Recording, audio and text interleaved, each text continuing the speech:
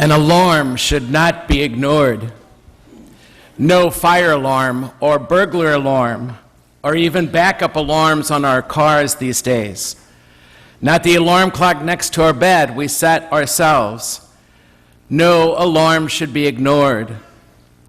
They can indicate loudly and clearly that it's time to get up and go and do something. But some of those alarms sound not just outside of us. Some of those alarms sound inside of us.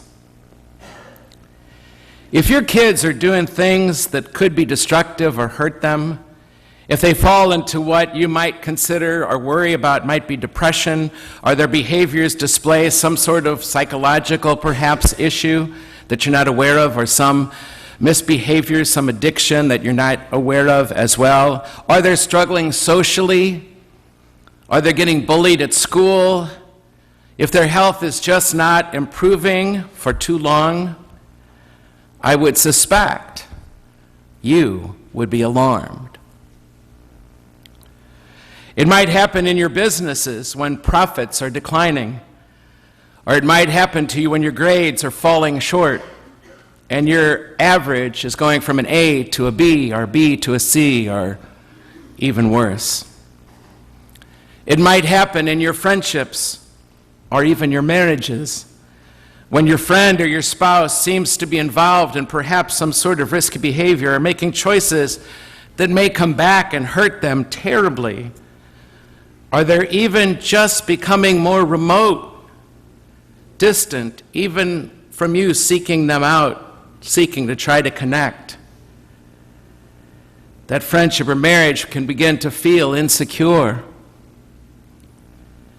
The alarm goes off.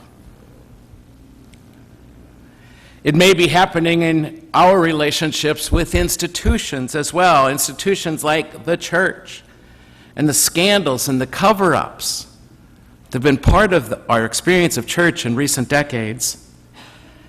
It might be happening in our relationship with our government right now, in what might be a constitutional crisis. Many are becoming alarmed. An alarm going off next to our bed or inside of our gut cries out, it's time to act now.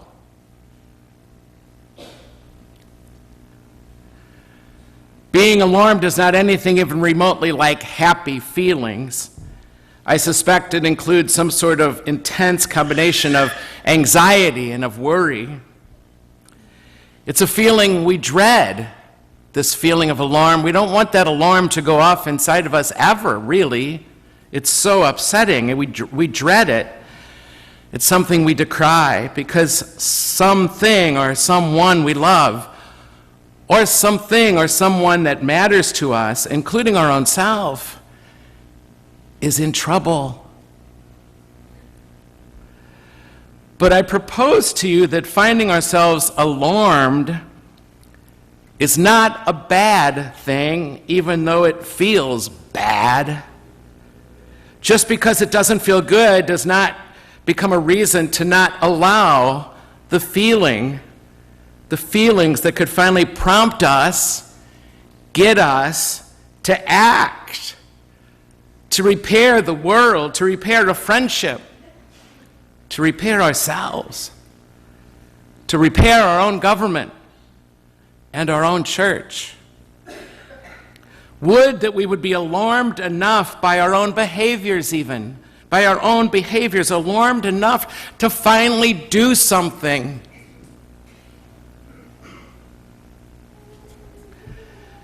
One particular example from the global stage is what I've come to see so clearly when our scientists and studies from around the world confirmed that our Earth is in trouble. The environmental challenges are real. Our collective alarm went off. We got scared, humanity did, and many of you, especially our young people, many of you started acting on this alarm going off inside of you because you're scared for our planet. as has our Holy Father, Pope Francis, and our church, as a matter of fact. The alarm is sounding. People are getting up and moving. We're seeing it in the streets of Hong Kong, even just this morning. Tens of thousands of people, again, many of them young, risking their lives because people were getting alarmed by legislative proposals by Communist China that they felt were undercutting their rights and their democracy, their freedom. They were getting alarmed. They acted. They got up and they went out. It's happening even here in our city, just a few miles from here. The statistics on the number of violent murders of kids are starting to alarm us so much that we can't not do something. Alarms work, my friends. Alarms mobilize us, gather our energies, get us off our rear ends and into action. But I hate it. I hate the feeling of being alarmed. It's about the worst feeling I know. That phone call that comes in the night or even in the morning that is just alarming. There's probably no feeling in the world I hate more at all, in the least, than that. But I propose to you that God sets those alarms. I propose to you it's part of how God, God's own self, divinity, has directed evolution so that we get off our rear ends and jump into action to save something worth saving, someone worth saving, even ourselves. That little old widow in today's gospel had nothing. She had no voice, no power, no privilege. She had no title, no wealth to do what she needed to do. But the injustice she was suffering scared her, perhaps even her ability to live. So this little old lady, alarmed, jumps into action, not just once, but over and over again. She faced a wall, an impenetrable wall of this judge's assumptions about what's right and wrong and what she deserved. This widow perhaps even needed to survive. And I know there are probably so many that say, don't march, don't protest, don't hit the streets, don't turn on the TV, don't watch the news, don't write your Congress people because they won't read it anyway, don't even phone. It doesn't matter. Many have become so cynical about anything working anymore. So cynical. And in so many ways, we're starting to check out, you and I, it seems. Check out because we don't want to feel alarmed anymore. But that little old lady, she didn't give up. The only voice she had was to be a pest, a gnat flying around that justice's face. And we know how much we hate gnats. And finally the judge gives in, unplugs his ears, listens, and gives her a just judgment. Perhaps for all the wrong reasons. But he did her justice. But first, she was alarmed. Flying home from the Vatican a couple days ago, you know how you have 10 hours on a nonstop flight and you want to maximize free movies. Maybe I'm projecting. 5 of those hours I spent watching a TV series called Chernobyl.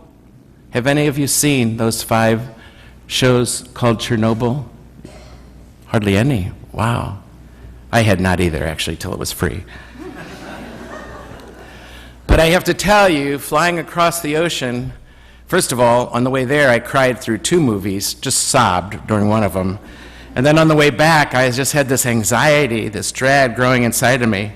It was truly chilling to watch this series. And if you know what it's about Russia containing information about this nuclear explosion in one of their nuclear reactors and containing the damage even as people who were just going about their day didn't even know they were beginning to die. It was chilling. And the euphoria I felt on the streets of the Vatican at that gathering for the canonization of John Henry Newman, that euphoria disappeared quickly. As I watched it, I became alarmed by not just the threat of nuclear energy into our environment and what could go wrong, and that it's real and the devastation and destruction is beyond words. But for me, that was most chilling, especially perhaps as a leader and a leader in our church, what's most chilling to me and what continues to alarm me were the lies. The lies. One lie built upon another lie, built upon another lie. For good reason, the state said, so we wouldn't look like fools in front of the world. One lie built on another lie, deceptions for what some thought were good reasons, like saving face for the state, that destroyed lives, thousands of lives, even though Russia still lies and says only 36 people died, and the whole world community knows it's closer to 4,000. They're lying. When the world knows something that we don't, maybe it's time for us to pay attention and start to dig out from under this hole we've done for ourselves that goes way deeper than Chernobyl. And how many personal lives, people's integrity was destroyed, not just in that event, but in all these events because of our fear. First of all, our resistance to feeling alarmed, and then burying it so deep we don't even speak truth to power. My, how the government of our church lied to save face so you would not be scandalized. How'd that work? Fake news. It's everywhere. Also in the things we tell ourselves in the mirror about ourselves. Fake news has made us suspicious of everyone, including the one who makes the charge of fake news. Now we have to read 2 different newspapers. We have to listen to 2 different news stations to discern who's telling us the truth. Truth is under attack. It sounds so pithy to say that and perhaps so obvious now, but it's the truth. As I know it, it's the truth. Truth is under attack, consciously or not. It's under attack. And it's affecting our ability to trust people, anybody, that they're telling us the truth, and our inability to trust them is undoing us, but it's also undoing the liar. We can't ignore this, even though it's making us anxious. That's not a good reason. If God set the alarm, we need to allow ourselves to be alarmed, my friends. It's not a fun feeling, like I said. It's probably one of the most difficult, as a matter of fact. And people around us will be having fun, and we'll be trying desperately to have fun, but we will be being alarmed. And if it's enough for us to be alarmed, the repairing of the world, and it is enough, rather, for us to be alarmed, the repairing of the world, the making right of the world, it can begin only when we start telling the truth.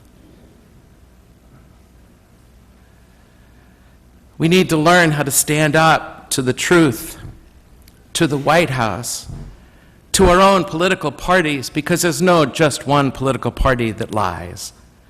We need to learn how to stand up to the truth in our church, locally in our parish communities, and at the heart of the Vatican. We need to be alarmed enough that we will be okay being hurt even by people who resist and disagree, and sometimes even violently. After watching Chernobyl on the way back, it was almost like within hours the experience I had in the Vatican was so far away. I was so deeply troubled by the whole thing. And then I was downtown just Thursday. I went down on the metro to see one of our alumni down there for lunch. And as I was coming back, I wanted to stop by the Soldiers Memorial and then go to another Metrolink station. I happened across one of our little pocket parks that St. Louis is famous for. And they had this bubble, plastic bubble in the middle of the park, and I was really curious.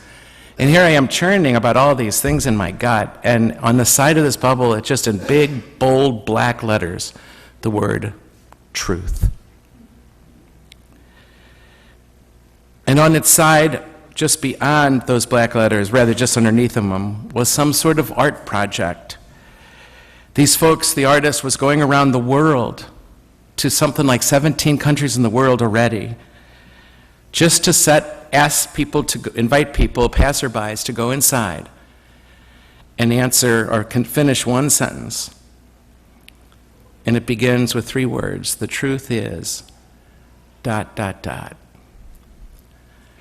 And I asked him, how's this working? And he said, you wouldn't even believe what people are saying. In the anonymity of this, people are saying things they've never told anybody in the world. And now they're telling the whole world. And so he invited me to take my turn, and I went inside and recorded my own message. I was to finish the sentence, the truth is. And given what I was churning about since last Thursday, I got to tell you the simple statement I made that I'm feeling in my body right now was to put it this way. The truth is something that costs us a lot, but not nearly as much as a lie.